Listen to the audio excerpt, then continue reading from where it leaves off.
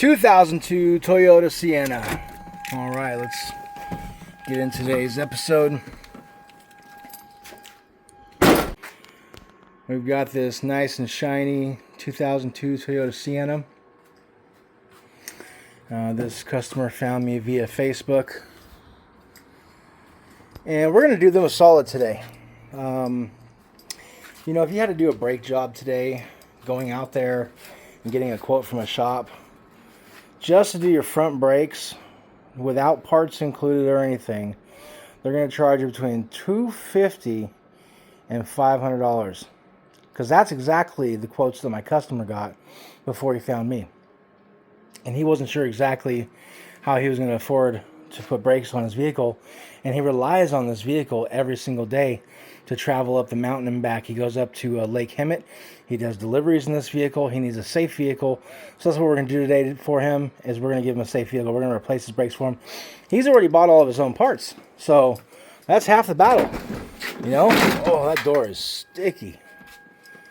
What is going on there? Probably, oh, where that fender was bent. Okay. Well, so we got some parts over there. Looks like some O'Reilly's parts, brake pads and rotors.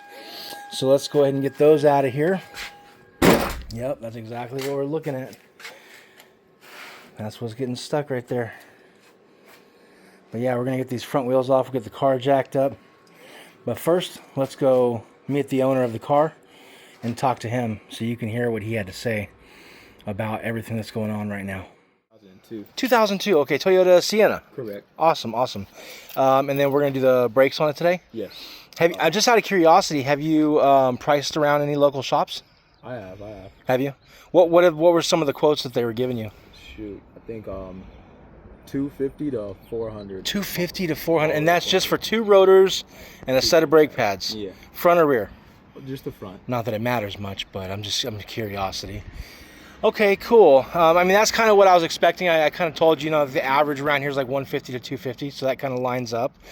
But so, how does that affect you, like staying on the road and stuff like that, with having to pay for maintenance like that? Like, if you didn't find somebody like me that's willing to work with you on cost of labor and everything, like how would that really affect you getting to and from work or school, whatever the case may be? Well, this is my main source of income. I do, I'm a gig worker. Okay. So I do deliveries. I work with roadie and things like that. So I get a lot of miles in here. You know, I'm always up in the mountain. I always got to come down the mountain. Like Idlewild? No, Lake Hemet. Lake Hemet? Yeah. So, I mean, I'd probably die in this. See, If he dies, he dies. so you rely on your vehicle 100%. 100%. Is it your only vehicle? This is my only vehicle. Okay, so brakes are a must, absolutely. Most definitely. Cool. Well, I'll get you taken care of today. Is because I'm actually moving. My lease is up and stuff, so I'm back on the road now. How's that affecting you with cost of leasing out here? I mean, I know it's cheaper. I've been away for so long that I don't really even know what rentals are going for right now. It's like 14. I got a really cheap place. It's 1400. 1400? Is that like what, a one bedroom? It's a one bedroom. One bedroom. Damn!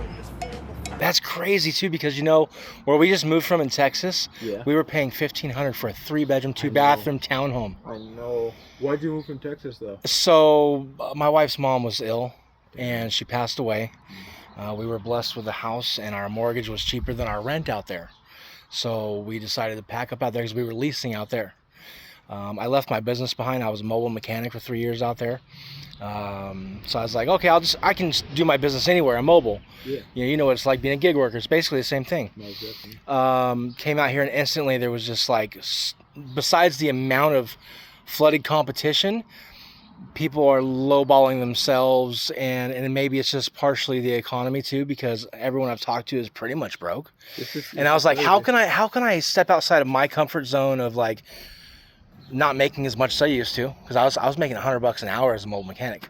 My service fee was $50, so even just to show up on a job, it was $150, and I do quite a few of those a day. But coming here, it was like went to zero income instantly. Man, I couldn't keep the place. You know what I mean? I just got back from the pantry today. You know, it's like that's how we're getting by. But anyways, yeah, I'm appreciating you sharing your story with me, and hopefully we can get your car back on the road real quick here for you.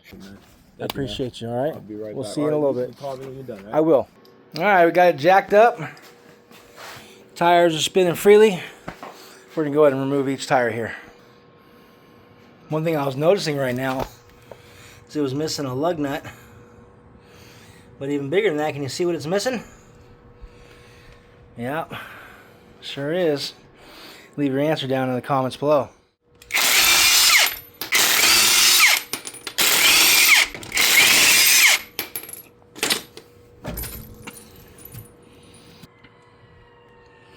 If you answered, where's the wheel stud or broken wheel stud, or just wheel stud, then you were right. Looks like it's snapped off in there.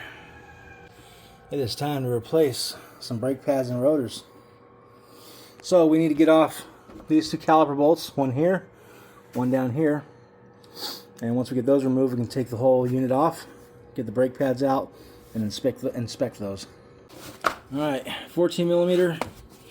And this is a small 1/2 inch impact.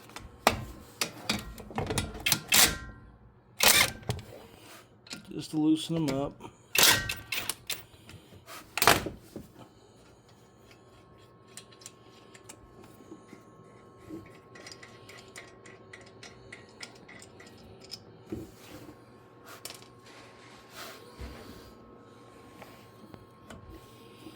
Let's get our brake hanger.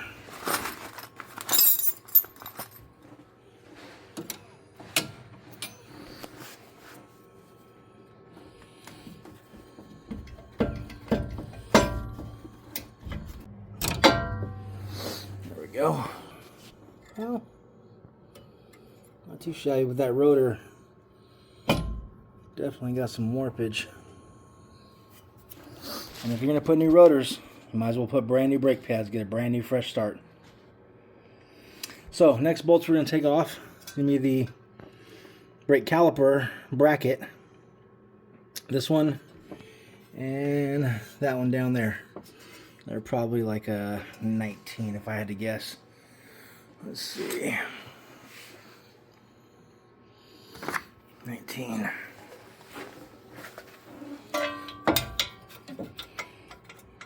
Oh, maybe an 18.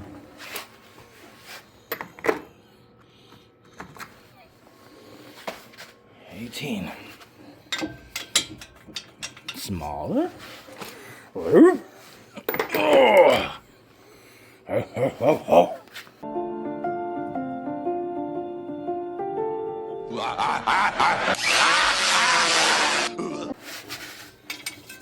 17, we got a winner.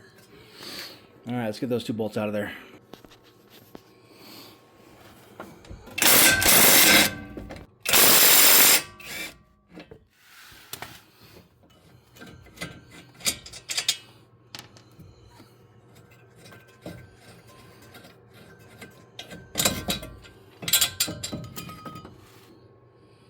There we go. All right, now we can get that rotor off there. Booyah. It's easy as 1, 2, 3, but not 4 or 5. Oh man, this would be the time to replace it too. But that's a pretty easy one, is knock that out, put your new one in, get it as far on there as you can with like a C-clamp and a socket, with the long deep socket, and then the remainder, if there's any gap there in the back, put your wheel on there, cinch all your lug nuts down, and then tighten that one down a couple of times, back it out, you know, hit it again, and that'll be fixed. Wish I would have known about this. I'd have recommended it before we did this, because this, like I said, would have been the perfect time to address that. But if he wants me to do that in the future, we can do that for him. If you want to help him out, hit a thumbs up on this video. Make sure you subscribe for the next one. I got to do the same exact thing to the other side, so I'll come back when I'm all finished up. Thanks for joining us. Thanks for commenting down below, getting the conversation started. Are you dealing with a similar situation like Justin? Is the economy kicking your butt? Can you afford repairs? Find somebody like me out there willing to help you. Okay, there's mechanics out there that'll help you. Maybe find some YouTubers in your area, see if they'd be willing to help you. But we're almost there. All right, let's get it done. Some movie magic. You ready? Booyah! All finished. All right, let's get this wheel back on. You can see, man, I polished him up real nice. He's ready to hit those mountain roads and be safe. He's not going to be flying off any cliffs anytime soon.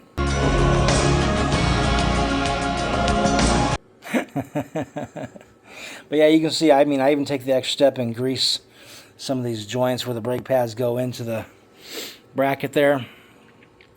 Super important. You want brakes that work the way they're supposed to. You got to do things like grease them up. Same thing with those pins. Make sure you grease those pins. I also lubricated up all these boots so they're not getting cracked and dry and leaking out grease. All right, let's go start on the other side. And here we go on round 2. Let's go.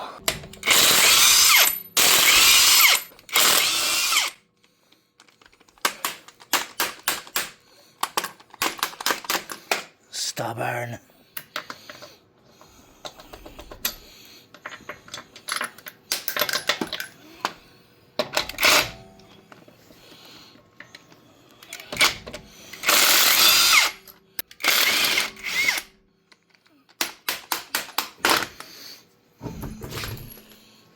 Ooh, that one's worse than the other one. Those things are grinded. Look at that. Well, oddly enough, the driver's side had different bolts than the passenger side. Passenger side was 14 mil. This side is 12 mil. Wild. And I don't have any room over here to use my power tool, so old-fashioned ratchet right there. Let's get these bolts out of there. Never understand when manufacturers do that, why they do that.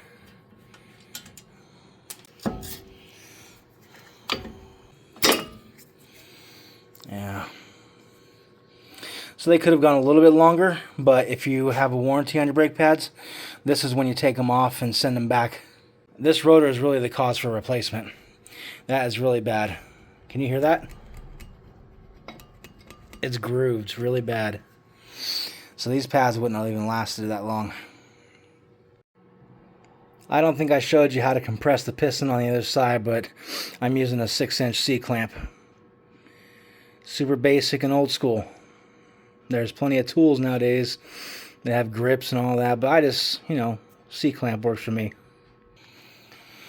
Well, at least the caliper bolts holding the bracket in were the same. Still 17 millimeter.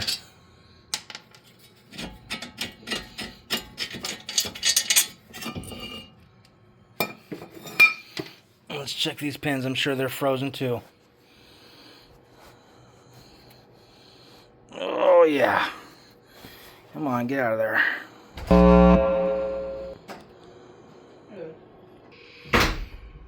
Oh goodness, look at that. That's what was inside of there. This one was pretty much just dry. Let's get it cleaned up and throw it back together. Here we go. All finished up. We're going to get this tire back on, give this car back to our customer, and hopefully he'll be back on the road safely. Appreciate you guys stopping by, watching the video, listening to Justin's story. If you guys want to help out the channel, make sure you put that thumbs up and subscribe for the next repair. Catch you next time. Oh man, that's more than I could ask for. I know. I appreciate you so much, bro. What kind of food? That's noodles. So Noodles? That's rice noodles. And, Like pho? Yeah, pho. Oh, okay. They call it pho or they call It's it pho? pho. Yeah. I don't know. I've been eating pho for like 30 years because I got Vietnamese friends. Okay. Oh, yeah, you gotta try it then, huh? Yep. So I appreciate you, man. I hope you stay safe on the mountain roads. Yes, sir. We're going to say bon voyage. Stay safe. Thank you.